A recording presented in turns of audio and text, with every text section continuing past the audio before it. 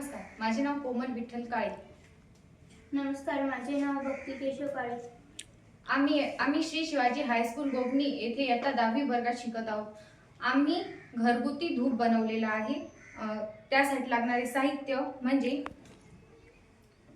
राळ, गव्हाचं पीठ, कापूर, तूप, सरसोचं तेल, दूध, वाळलेली फुले आणि कोळसा आणि थोडीशी हळद हे लागलेलं आहे। याचा मुख्य उद्देश म्हणजे की आपण देवाला खूप मानतो, पण देवाची पूजा अर्चा करतो तेव्हा आपण धूप लावतो आणि तो धूप म्हणजे आपण विकत आणतो। त्या धूप मध्ये खूप सारे केमिकल्स असतात, त्यामध्ये खूप सारे केमिकल्स असतात, त्यामुळे आपल्या घरातील लहान मुलांना, माणसांना खूप हानी पोहोचू शकते। हे पोहोचू नये म्हणून आम्ही हा घरगुती धूप तयार केलेला आहे।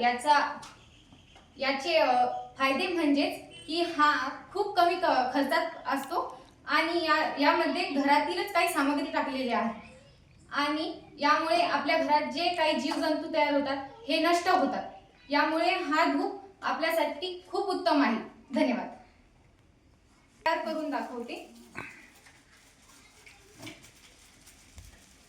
यामध्ये थोडीशी पावडर घेऊन आपण त्याचा एक गोळा तयार करायचा आहे। जसा धूप असतो विकत तसा गोळा तयार करायचा आहे आणि नंतर त्याला पेटवायचा आहे।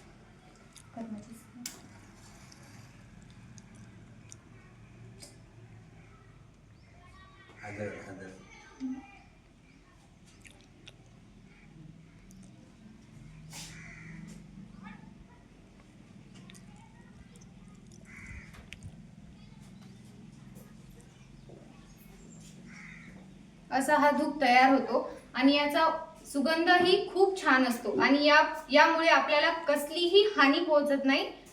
धन्यवाद।